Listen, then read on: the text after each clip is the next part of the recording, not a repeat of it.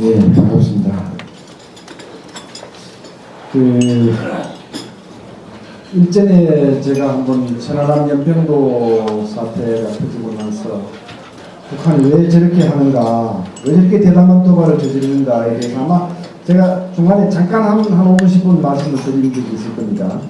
근데 이제 그때 사실 제대로 제가 말씀을 못 드려서 사실은 거기에서 빼놓을 수 없는 핵심이 하나 있었거든요. 그러니까 이제 비대칭 위협인데, 많은 사람들이 북한이 도발한다 그러면 뭐 내부 사정, 복잡한 내부적 정치적 사정 때문에 저런다 이렇게 말씀도 하시고, 또 우리 정부하고 북한 정부하고 간에 껄끄러운 관계 때문에 그 싸움을 하는 것이다 이렇게도 얘기를 하는데 다 맞는 말씀이지요. 그런데 그것 말고 세 번째 배경으로 비대칭 위협이라는 것이 있다. 쟤네들이 저 비대칭 위협 저걸 믿고 남한테 이렇게 우리한테 이렇게 대담한 도발을 하는 것이다. 아마 그런 말씀 제가 들었을 겁니다. 그런데 그 비대칭 위협에 대해서 제가 오늘 조금 더 소상하게 설명을 좀 드리고 싶고요. 그리고 최근에 있었던 핵 무장 주장, 그리고 미국 전술핵 재반입 주장, 이런 주장들을 우리 지식인들은 어떻게 봐야 하는가, 이런 문제에 대해서 이어서 제가 좀 정리를 한번 해보려고 합니다. 다 연관성이 있는 문제예요. 자, 그럼 이제 비대칭 위협에 대한 보충 설명을 먼저 한번 드려보겠습니다. 많은 사람들이 비대칭 위협이라고 하는 용어 자체를 생소하게 생각하십니다. 그런데 쉬워요. 북한만 가지고 있거나 남북한이 같이 가지고 있지만 북한이 월등 우세한 분야의 군사력을 통틀어서 비대칭 위협이다, 이렇게 말씀하시면 되는 거죠. 근데 비대칭 위협에 어떤 것들이 있는가, 제가 지난번에 몇 가지 소개 말씀드렸습니다만, 가장 전형적인 비대칭 위협들이 사이버 위협, 야포 위협, 잠수함 위협, 특수전 위협, 대병력주의, 뭐 이런 것들이 다 전형적인 비대칭 위협들입니다. 그런데 또 간과하기 쉬운 것은 눈에 보이지 않는 소위 이 소프트한 것들 중에서도 비대칭 위협이 많다. 예를 들어서 남북한 정치 체제의 차이, 우리는 민주주의고 쟤네들은 수령 독재 체제지요. 이 체제 차이 자체가 우리한테 엄청난 비대칭 위협이다. 이런 것들을 많은 국민들이 잘 인식하지 못하고 계신다. 그래서 제가 이제 앞부분은 그 부분에 대해서 제안 좀 하려면서 설명을 좀 더 드려보겠습니다. 야포의 비대칭성, 이건 뭐 신문에 자주 났죠. 북한은 휴전선 일대에 야포를 무수히 깔아놨다. 만약에 전쟁이 일어나서 북한이 야포를 일제 사격을 가하게 되면, 포격을 가하기 시작하면 한 시간에 수십만 발, 뭐 계산에 따라서는 최대 한 시간에 50만 발 포탄이 쏟아질 수 있다. 무서운 얘기죠. 한 시간에 50만 발 포탄이 남쪽으로 쏟아지면 그 휴전선 인근, 휴전선 부근에 배치된 우리 아군들은 상당한 피해를 입을 수밖에 없고요. 또 우리 수도 서울, 여기에 대해서 시간당 최대 5만 발까지 포탄이 쏟아질 수 있다. 뭐 적게는 1만 발, 많게는 5만 발 이렇게 얘기를 하는데, 한번 가정해 보십시오. 이거 서울에 한 시간에 수만 발 포탄이 쏟아진다고 가정해 보십시오. 이 수도 서울이 어떤 모습이 될 것 같아요. 그러니까 전쟁을 시작하자마자 초기에 바로 북한 야포에 의해서 우리는 크게 손상을 받고 전쟁을 해야 되는 이런 상황. 이런 것들이 이제 야포의 비대칭성인데, 이게 대해서 이제 많은 국민들이 이렇게 의문을 하죠. 아니, 그까지 야포를 왜 그렇게 비대칭성으로 내버려 두느냐. 우리도 야포를 많이 만들어서 같은 숫자를 깔아놓으면 될 거 아니냐, 이렇게 얘기들 하시죠. 근데 이제 현실이 그렇지 않죠. 북한의 야포는 감당하는 표적들이 남한의 도처에 깔려 있습니다. 요즘 우리 농촌 마을에 자동차 TV 없는 데가 없고요. 그러니까 경제 발전이 돼가지고 북한의 야포는 때릴 때가 많죠. 근데 우리는 그렇게 야포를 깔아도 평양까지는 가지를 않고요. 어디를 보고 쏩니까?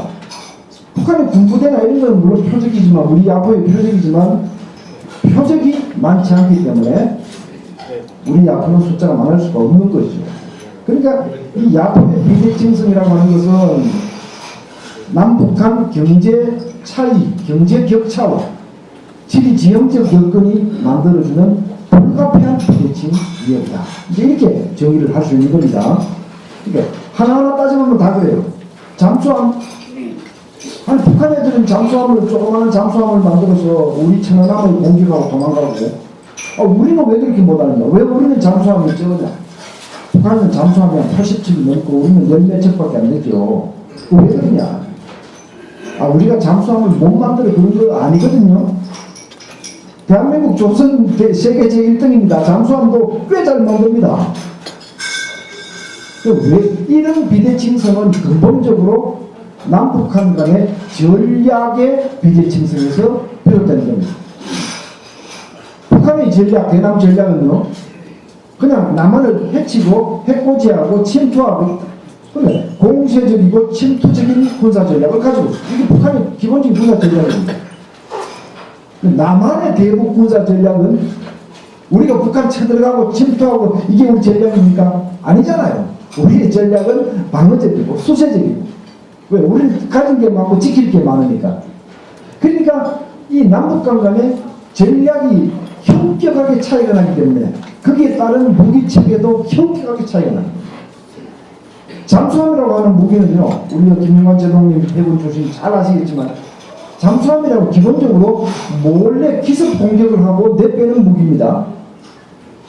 그런데 우리가 많이 가지고 있는 수상함, 우리는 물 위에 떠있는 군함들을 많이 가지고 있죠. 수상함을. 이거는 멀리 내다보고 빨리 달려가고, 그러니까 우리 바다의 치안을 지키는, 우리 바다를 튼튼하게 지키는 용도로 수상함이 많은 겁니다. 그런데 북한은 바다를 지킬 필요가 없죠.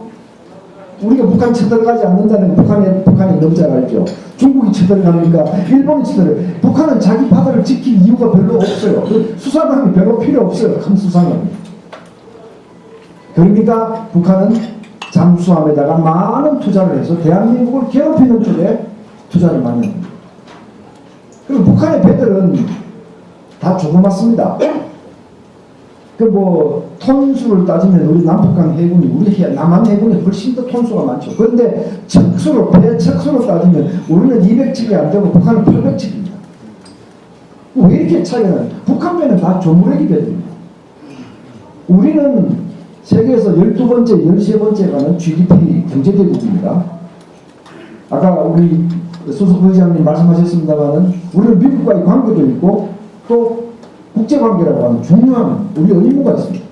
과거에 도움받았지만 지금은 우리 해군 군함을 보내서 소말리아에 가서 해적 소통하는데 우리도 일조를 하고 있고, 또 대한민국은 국제적으로 해야 될 의무가 있죠. 북한은 그런 거 없습니다. 북한은 그냥 남한만 상대, 우리만 상대, 우리만 괴롭혀야 되니 큰 배가 필요 없습니다. 그러니까 북한 배들은 태풍 불면 바다에 나오지도 못합니다.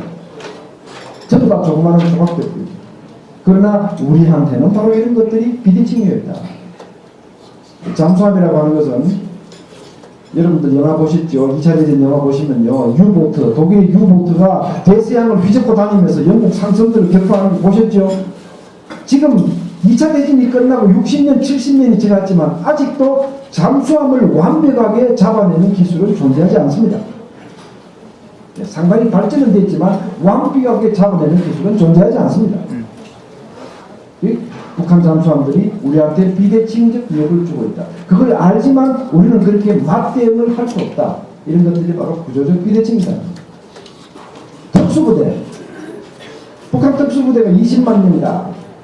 물론 이제 특수부대도 종류가 좀 있습니다. 넓은 의미로 봤을 때 북한이 특수부대 성격을 가진 군사력이 20만 명쯤 된다. 이렇게 저희들 전문가는 보는 거죠. 특수부대라고 하는 것은 뭐 하는 부대입니까? 말 그대로 특수한 임무를 수행하는 겁니다. 그냥 단 10명, 20명이 넘어 들어와고요. 얘네들이 곳곳을 헤집고 다니면서 큰 소란을 일으켜 나라의 질서를 그냥 왕창 일으킬 수 있는 이런 파워를 가지고 그런 훈련을 받은 부대, 후방 침투하는 부대, 이런 부대들이 특수부대입니다. 그런데 우리는 왜 그러면 그렇게 못 키우느냐? 우리가 북한보다 인구가 많고 돈이 많은데 왜 우리도 북한처럼 특수부대를 많이 만들지 못하는가? 또 이렇게 질문들 하세요. 우리 특수부대는 북한 특수부대의 숫자적으로 비교하면요 8분의 1 정도로 보시면 됩니다. 9분의 1, 8분의 1 정도로 보시면 됩니다. 또 왜 그렇게 못하는가? 아마 특수부대 20만 명 양성하겠다고요. 그래서 나오면 그 정부는 다음 선거에서 바로 떨어질 겁니다. 대한민국은 국민의 여론에 따라서 정치를 하고 국민의 여론에 따라서 군대를 다스려야 되는 민주주의 국가이기 때문에 어떤 정부도 그렇게 맞대응을 할 수 없다. 바로 이런 문제는요, 병력 규모를 보시면 바로 한눈에 드러납니다. 북한의 정규군이 120만 명 아닙니까? 예비군 700만 명입니다. 정규군과 예비군 다 합치면 800만 명입니다. 인구 2,400만 명의 군자력이 800만 명. 이게 가상이나 하는 얘기입니까? 전 세계에서 이런 나라는 북한밖에 없습니다. 그래서 북한을 백년 국가다 이렇게 부르는 거죠. 근데 남한이 그럼 우리도 군사력을 많이 키워야 되겠다 해서 우리도 뭐 정규군을 100만 만들겠다. 그렇게 얘기해 보십시오. 그 정부는 다음 선거에서 그냥 100점 100표입니다. 지금 우리 젊은 사람들 군대생활 24개월 하는 것도 길다고 난리인데 이거 어른들이 교육을 잘못시킨 겁니다. 네, 우리들 여기 계시는 저를 포함한 기성세대의 많은 분들이 이 책임을 져야 됩니다, 사실. 네, 어쨌든 우리 젊은이들은 군대생활 24개월 하는 것도 길다고 난리인데 언제 우리가 100만 대군을 키우고 200만 예비군, 300만 예비군을 키워나가는 이게 한마디로 남북한 간의 이 배치성은 극복할 방법이 없다.